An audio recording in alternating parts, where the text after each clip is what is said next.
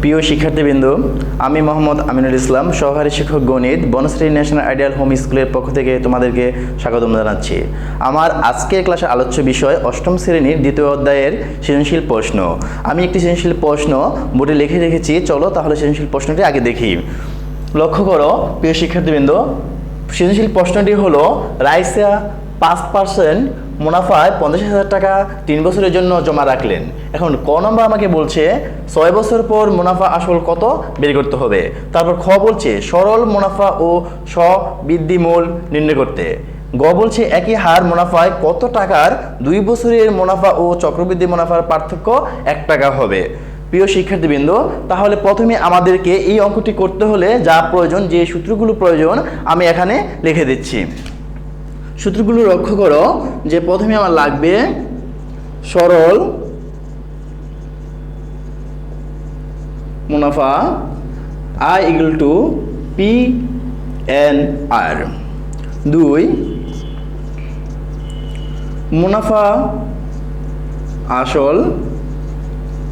মুনাফা আসলকে এ দ্বারা যদি প্রকাশ করি তাহলে হবে P × 1 + NR। তারপর 3 দেখো স্ববৃদ্ধি মূল C = P × 1 + R, তার পাওয়ার হলো N। তারপর দেখো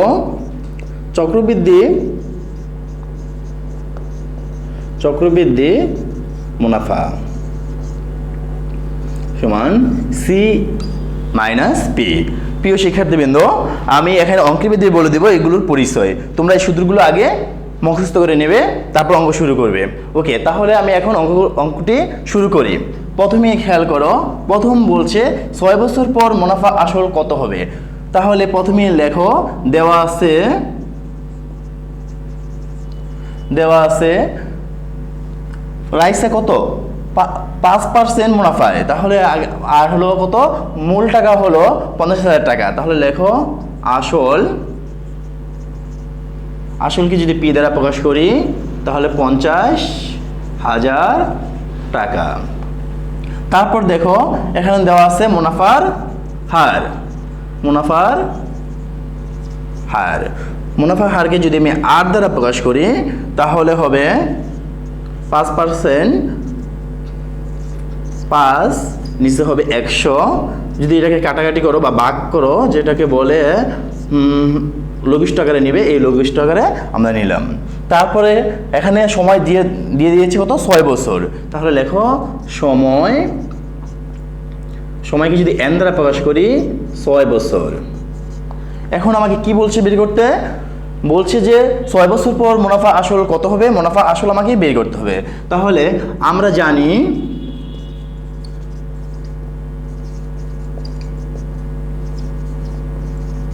মুনাফা আসল।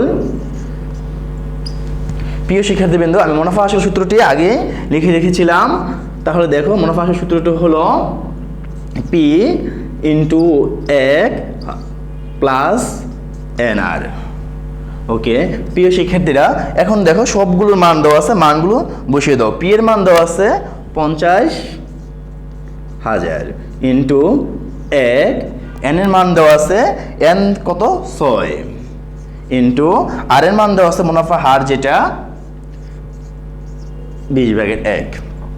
ওকে, তারপর এখানে আমি এটাকে লঘিষ্ঠ আকারে নিয়ে নেই, 3 হলো 10, তাহলে 50,000 × 1, তাহলে যোগ 3 10।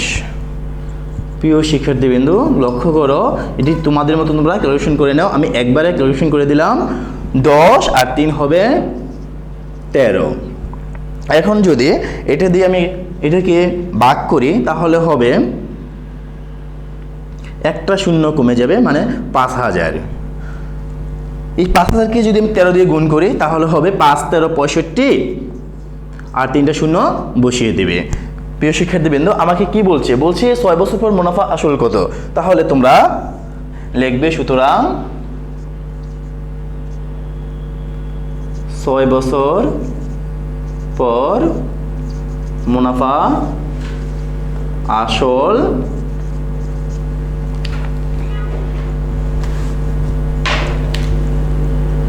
65,000 টাকা।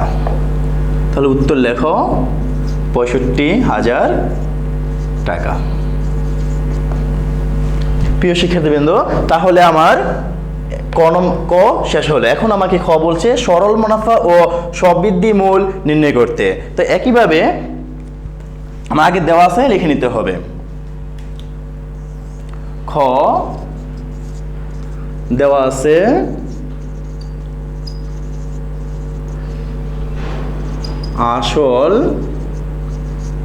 আসলকে বলছি পি দ্বারা প্রকাশ করে, তাহলে আসল দেওয়া আছে 50,000 টাকা। মুনাফার হার দেওয়া আছে, মুনাফার হার যদি আর দ্বারা প্রকাশ করি, হার দেওয়া আছে 5%। তারপরে এটাকে যদি আমি পার্সেন্টেজ তুলি তাহলে এত লেখা যায়। এটাকে যদি আমি লঘিষ্ঠ আকারে নেই তাহলে লেখা যাবে এত এত। তারপর এখানে উদ্দীপকের উল্লেখ আছে, সময়ের উল্লেখ আছে কত, 3 বছরের জন্য। তাহলে আমি লিখব সময় n সমান 3 বছর। প্রিয় শিক্ষার্থীবৃন্দ, তোমাদের সুবিধার জন্য আমি এই পাশে লিখি, লক্ষ্য করো।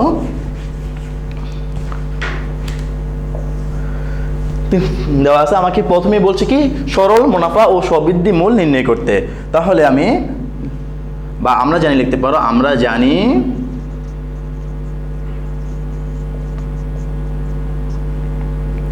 সরল মুনাফা সূত্র হলো I = P/N/R। তাহলে P এর মান বসাও। P এর মান আছে 50, তার 50,000, N এর মান হলো 3 আর R এর মান হলো 20/1। এখন যদি আমি আমার সুবিধা মতন এটাকে কেটে নেই তাহলে 0 বাদ, এটা থাকবে কত, 2500। এখন যদি আমি এখানে গুণ করে দেই, 3 25 75 আর 2টা শূন্য বসিয়ে দেব। তাহলে সরল মুনাফা হলো সরল মুনাফা 7,500 টাকা। দেখো এখানে আমি 2টা অংশ বলছি বের করতে, সরল মুনাফা ও স্ববৃদ্ধি মূল নির্ণয় করতে। আমি একটি অংশ বের করে ফেলাম। আমি উত্তর এখানে লিখলাম, তোমরা খাতায় নিচে একদম নিচে 2টা একসাথে লিখবে। আবার স্ববৃদ্ধি মূল বের করতে বলছে।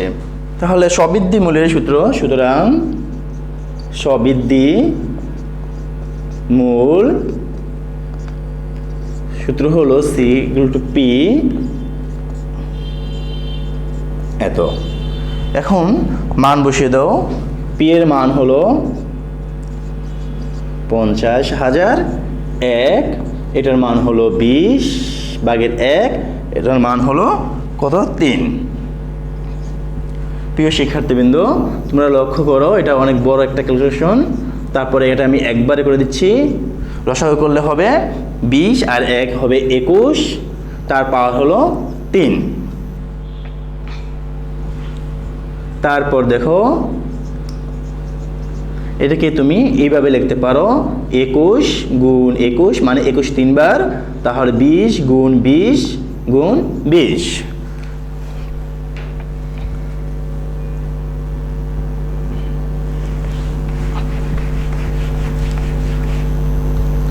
তারপরে লক্ষ্য করো শিক্ষার্থীবৃন্দ, এখানে যদি আমি ক্যালকুলেশন করি 50,000 ইন্টু নিচে যদি একবার আমি গুণ দেই হবে 8,000, আর এটা যদি আমি গুণ করি 9,261। প্রিয় শিক্ষার্থীবৃন্দ, এটাকে যদি আমি 1000 দিয়ে গুণ করি ভাগ করি তাহলে 8, এটাকে যদি 1000 দিয়ে ভাগ করি এটা হবে 50। প্রিয় শিক্ষার্থীবৃন্দ, এটাকে তুমি তোমাদের সুবিধার মতন ক্যালকুলেশন করবে। 8 এটাকে যদি আমি ভাগ করি তাহলে হবে এত।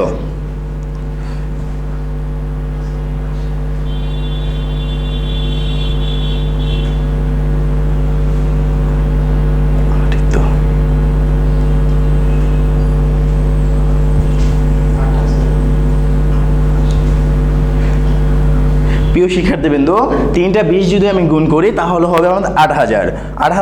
8000কে যদি আমি 1000 দিয়ে ভাগ করি তাহলে 8, এখানে যে 50000কে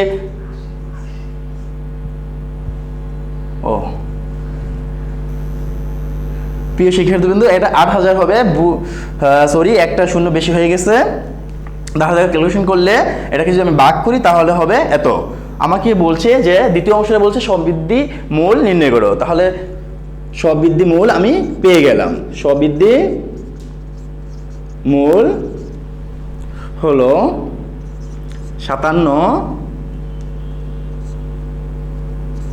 এত টাকা। এটা উত্তর। তোমরা পরীক্ষার খাতায় বা যখন SW করবে সরল মুনাফা লিখবে, তারপর নিচে লিখবে সবৃদ্ধি মূল, দুটো একসাথে উত্তর লিখে দিবে। তারপরে চলো আমরা গ করব। আমি ক মুছে দিলাম।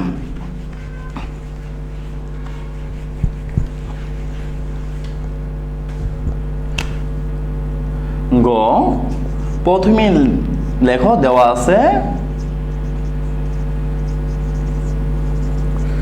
কি বলছে একই হার, মানে এখানে যে হার দেওয়া আছে ওই হারে। তাহলে তোমরা লেখো যে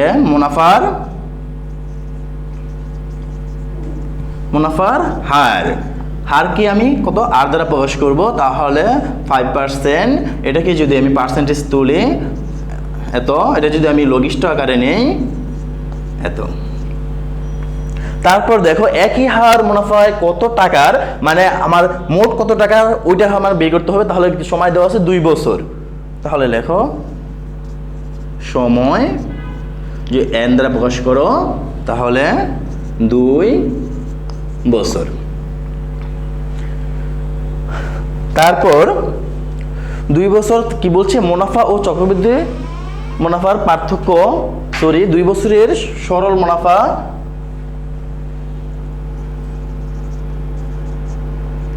ও চক্রবৃদ্ধি মুনাফার পার্থক্য 1 টাকা হবে। তাহলে আমি প্রথমে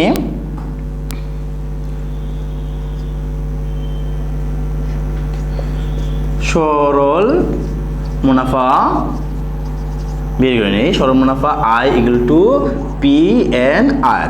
তাহলে P এর মান না, এখানে যেহেতু এটা বেরিয়ে করব, তাহলে n এর মান কত, n এর মান 2, এটার মান হলো 20/1। তাহলে এটা যদি আমি লঘিষ্ঠ আকারে নেই 10 এত, এটাকে যদি আমি ভাগ করে দিই তাহলে 0.1p। তারপর দেখো আমি সরল মুনাফা বের করলাম, পরে চক্রবৃদ্ধি মুনাফা বের করে নিই।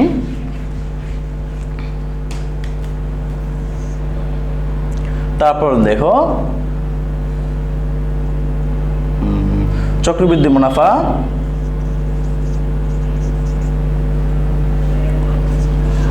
বৃদ্ধি মুনাফা সমান C - P।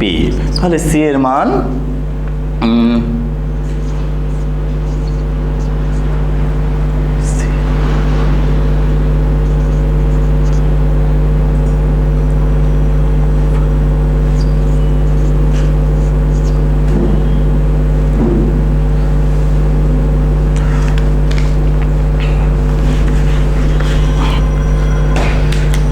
আমি সি এর পরিচয়টা এখানে দিয়ে দিচ্ছি। সুতরাং সবৃদ্ধি মূল সি, এটা হলো এই সূত্র এত। তারপর এখানে আমি মান বসাচ্ছি 1, আর এর মান 20/1, n এর মান এখানে বলে দিয়েছে আমাকে 2 বছর পি। তারপর এত, এখানে আমি একবারে ক্যালকুলেশন করে ফেলি, যদি লসাগু করি তাহলে 20 আর 1 হবে 21, নিচে হলো 20, তার পাওয়ার হলো 2p। আমি যদি এটা বড় করে দেই তাহলে হবে 441, নিচে হবে 400, এটা হবে p। তারপর দেখো এটাকে যদি আমি রসাগু করে দেই, রসাগু করলে হবে 400, এখানে হবে 441p মাইনাস হলো 400p। এখন যদি এটাকে আমি বিয়োগ করি তাহলে 41p, নিচে হলো 400। এখানে যদি আমি ভাগ করি তাহলে 0.1025p। প্রিয় শিক্ষার্থীবৃন্দু, তোমরা লক্ষ্য করো আমাকে প্রশ্নটি বলছে একই হার মুনাফায় কত টাকার 2 বছরের সরল মুনাফা ও চক্রবৃদ্ধি মুনাফার পার্থক্য 1 টাকা হবে। এখন আমি কন্ডিশন লিখব যে প্রশ্ন মতে আমি এই পাশে করি।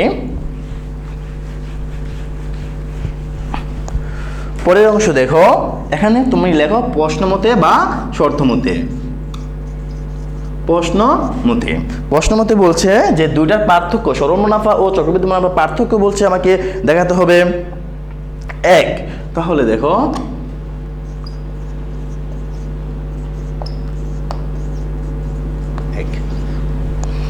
ওকে, তারপর এটাকে তুমি বিয়োগ করো, বিয়োগ করলে হবে এত পি সমান হল 1। তারপর পি এর মান বের করবে, তাহলে দেখো 1.000025, এরকে যদি ভাগ করো তাহলে হবে 400 টাকা, মানে 400 হবে। তারপর এখানে বলছে যে কত টাকার, তাহলে আমি আসলটা পেয়ে গেলাম, মানে কত টাকা পেলাম 400, এটা হবে আমার আসল। সুতরাং তুমি লিখতে পারো যে আসল যদি ধরি ওই 2 বছরের জন্য তাহলে 400 টাকা। তারপর দেখো এখানে বলছে একই হার মুনাফায় কত টাকার 2 বছরের সরল মুনাফা ও চক্রবৃদ্ধি মুনাফা পার্থক্য 1 টাকা হবে। আমাদের হবে তাহলে হবে কত টাকার জায়গায় হবে 400 টাকা। তাহলে তোমরা লিখবা যে 400 টাকার 2 বছরের মুনাফা ও চক্রবৃদ্ধি মুনাফা পার্থক্য 1 টাকা হবে। আমি এখানে লিখে দিচ্ছি নিচে।